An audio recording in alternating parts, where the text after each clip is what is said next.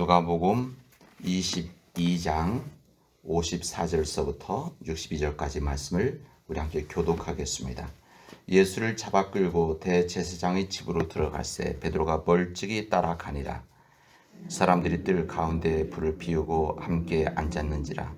베드로도 그 가운데 앉았더니 한 여종이 베드로의 불빛을 향하여 앉은 것을 보고 주목하여 이르되 이 사람도 그와 함께 있었느니라 하니, 베드로가 부인하여 이르되 이 여자여 내가 그를 알지 못하노라 하더라. 조금 후에 다른 사람이 보고 이르되 너도 그 도당이라 하거늘 베드로가 이르되 이 사람아 나는 아니로다 하더라. 한 시간쯤 있다가 또 한 사람이 장담하여 이르되 이는 갈릴리 사람이니 참으로 그와 함께 있었느니라. 베드로가 이르되 이 사람아 나는 내가 하는 말을 알지 못하노라. 아직 말하고 있을 때 닭이 곧 울더라. 주께서 돌이켜 베드로를 보시니 베드로가 주의 말씀 곧 오늘 닭 울기 전에 3번 나를 부인하려 한 생각이 생각나서 같이 읽겠습니다. 밖에 나가서 심히 통곡하니라. 아멘. 주님의 말씀입니다. 여러분 잘 쉬셨습니까? 예. 오늘 하루도 주님 안에서 믿음의 말씀으로 오늘 하루를 살아가는 우리 믿음의 교우들이 되어지기를 바랍니다. 우리는 새벽기도 말씀을 통해서 계속 우리 삶의 인간관계를 또 삶의 인간관계를 어떻게 만들고 어떻게 해야만 우리가 믿음 안에서 복된 삶을 살아갈 것인가를 나누어 왔습니다. 오늘 이 말씀은 우리 인간의 관계가 깨어졌을 때 우리가 어떤 삶을 믿음의 선택과 결정을 하고 어떤 믿음의 길을 걸어가야 될지 알려준 주님의 말씀입니다. 베드로는 예수님을 3번이나 배반을 하게 되어집니다. 그것도 예수님이 보는 자리에서 예수님을 부인하게 되어집니다. 그게 오늘의 본문입니다. 그 순간 베드로는 예수님과의 관계가 무너지는 것을 경험을 했습니다. 관계 무너지는 것은 스스로가 제일 잘 알죠. 그래서 자신이 예수님을 부인했을 때 예수님이 보든지 안 보든지 예수님 말씀을 들었든지 안 들었든지 관계가 깨졌다는 것을 그런 느끼게 되었습니다. 근데 이 베드로가 예수님을 부인하게 된 것은 아주 큰 일이 아니라 작은 일에서부터 시작이 되어집니다. 결코 넘어지지 않을 것 같은 이 작은 유혹이죠. 베드로는 무너지고 말았습니다. 그리고 그 쓴 잔을 그는 마셔야만 했습니다. 그것도 계속적으로. 저는 이 말씀을 읽을 때마다 61절에 있는 말씀이 가슴 뭉클해집니다. 그래서 이 모습을 보면은 이 본문의 내용을 보면 3번 부인했을 때 이 베드로와 예수님의 눈길이 마주치게 되어집니다. 다른 본문에는 이렇게 언급이 되지 않는데 이 누가복음만은 그 부분을 기록을 하고 있습니다. 3번 부인했을 때 멀찍이 떨어져 있었던 예수님과 눈이 마주쳤다는 것이죠. 저는 자신을 3번이나 부인하는 베드로를 바라보시는 예수님의 눈길을 좀 보고 싶습니다. 그렇게 바라보시던 예수님의 눈길. 이 베드로 통곡 회개하는 이 본문에 보면 베드로가 나가서 회개하고 통곡을 하죠. 그때 저는 예수님께서 자신을 부인한 이야기 듣고 화가 나고 분노하는 눈이 아니라 그 예수님의 눈은 아마 사랑과 자애의 용서의 눈빛이었을 거다 생각이 되었습니다. 그런 모습을 보았기 때문에 베드로가 나가서 통곡하면서 회개를 하게 되어집니다. 아마 예수님께서 그런 사랑의 눈빛, 자의 눈빛이 아니었다고 한다면 아마 이 베드로는 그렇게까지는 하지 않았을 것입니다. 그러나 그 눈빛을 보고 나가서 통곡을 하죠. 주께서도 이렇게 베드로를 보시니 베드로가 주의 말씀 곧 오늘 닭 울기 전에 내가 3번 나를 부인하리라 하심이 생각이 나서 이제 울게 되어진 겁니다. 여러분, 우리 삶에 무너진 이런 관계의 시작은 큰 데서 시작이 되지 않습니다. 작은 일에서 항상 시작이 되어집니다. 그런 작은 사건들, 일들이 모아지면 관계가 무너지는 그런 큰 일을 만들어내게 되집니다.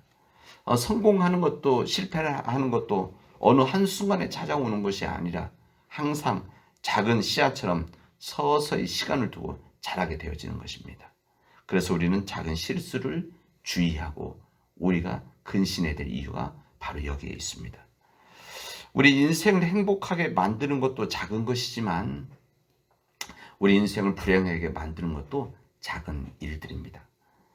우리가 먼 길, 이렇게 산길을 갈 때, 아니면 뭐 군인들이, 뭐 저도 군대에 있을 때, 이 군대 행군 오랜 시간 걷게 되어질 때 가장 힘든 것은 높이 오르는 거나 많이 걷는 거나 뭐 목마른 거나 뭐 이것도 당연히 힘들지만 가장 힘든 것은 이 군화 속에 있는 작은 돌들입니다. 큰 것이 아니죠. 이 군화 속에 있는 작은 뭔가 작은 이 돌들이 있게 되어지면 걷는 내내 힘든 것이 바로 그런 일들입니다. 가장 괴롭히고 고통스럽게 하는 것이죠. 우리 인간관계를 어렵게 만드는 것은 큰 문제가 아니라 항상 작고 조그마한 돌과 같은 것이다. 이것을 항상 우리는 생각을 해야 됩니다. 이 베드로는 그 계집종의 질문 앞에 무너졌습니다. 사실은 이 계집종, 우리 성경 표현대로 이 계집종의 이 질문에 피할 수도 있었고 나갈 수도 있었고 외면할 수도 있었습니다.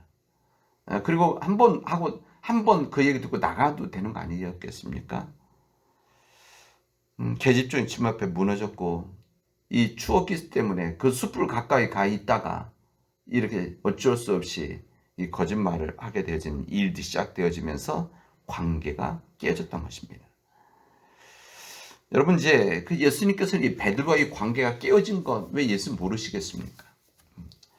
그래서 예수님은 그 이후에 예수님께서는 십자가에 돌아가시고 이제 이런 과정, 그리고 다시 부활하셨을 때 이제 예수님께서는 이 베드로의 관계를 회복시키기 위해서 우리 예수님께서 작은 일들을 어떻게 보면 만드시게 되어집니다.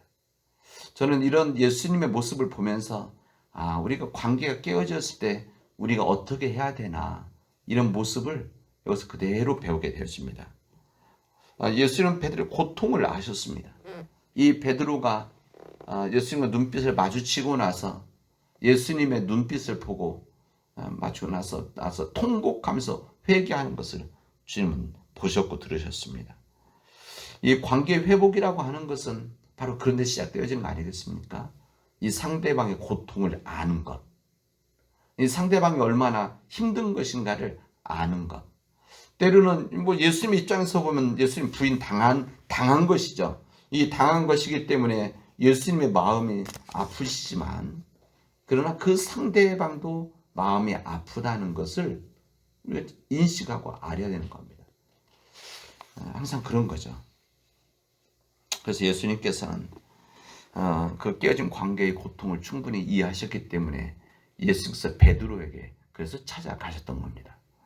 예수는 베드로의 무너진 세계를 다시 만드는데 전제가 뭐였는가 하면 베드로는 스스로 이 관계를 회복시키는 일을 못한다. 이것을 아는 것이죠.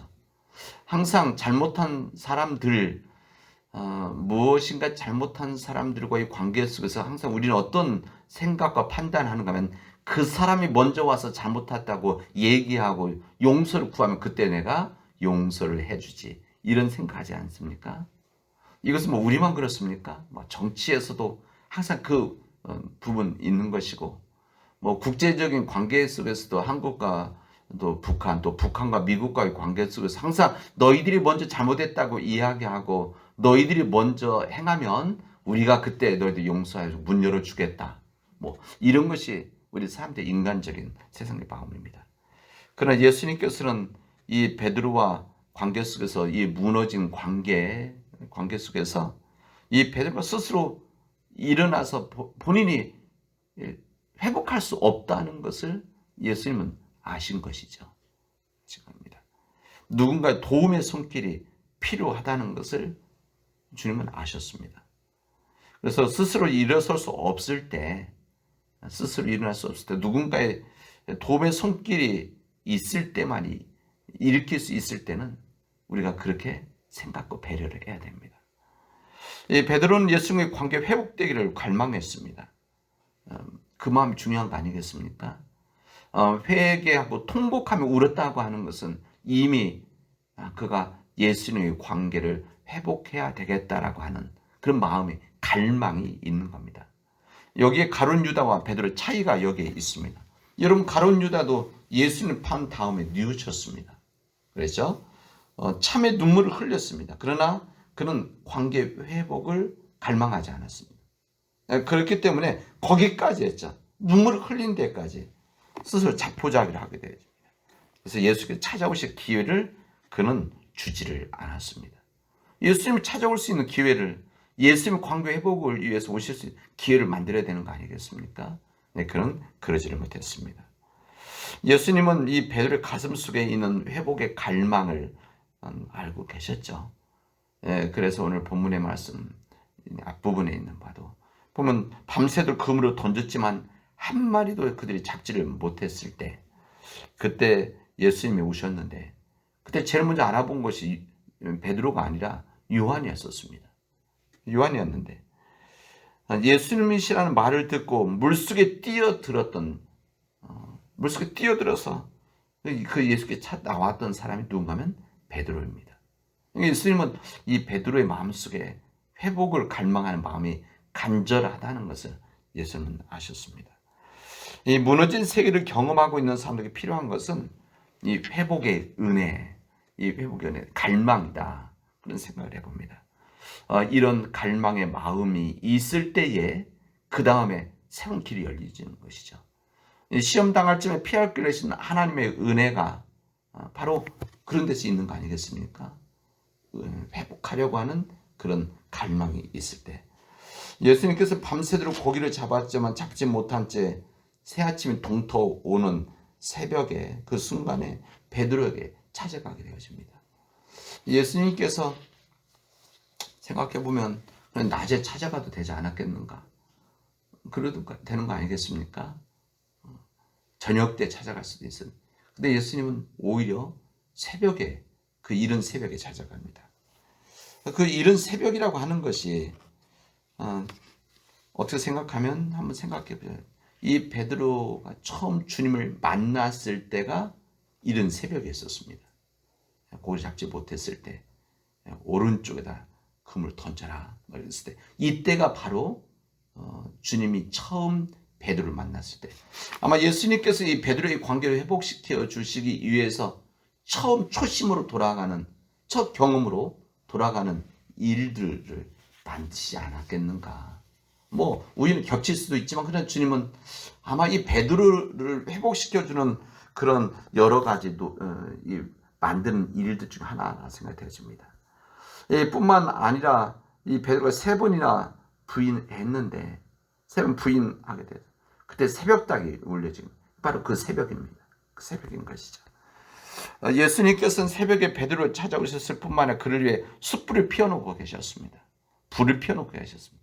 여러분, 숯불 하면 무엇이 생각납니까? 여기 숯불갈비 말고 여기 나온 숯불, 바로 예수님 부인할 때 베드로가 추워서 가까이 달라붙었던 숯불, 불 생각이 되어집니다.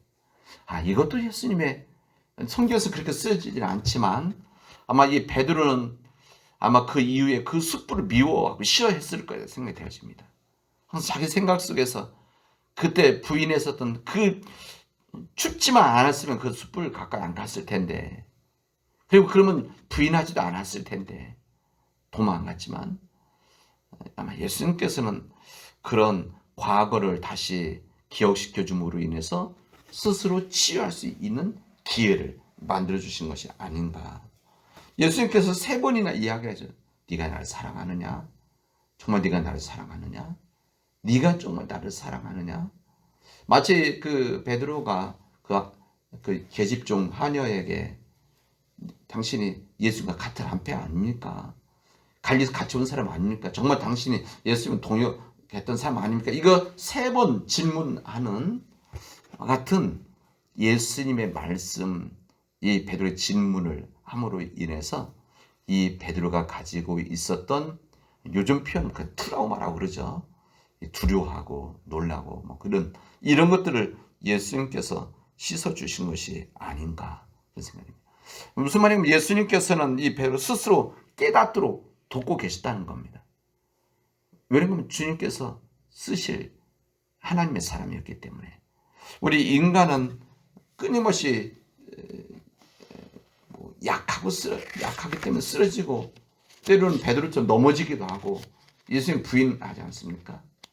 그러나 주님께서는 그런 우리들을 포기하고 미워하고 싫어했던 것이 아니라 그럼에도 불구하고 주님께서는 또 기회를 주시고 또 기회를 주시고 그런 일들을 통해서 새로 세워 나가시는 이 주님의 은혜가 있었던 겁니다. 우리가 주님을 믿고 주님을 따르고 본받는다는 것은 예수님의 그런 마음과 삶을 우리가 배워나가는 겁니다.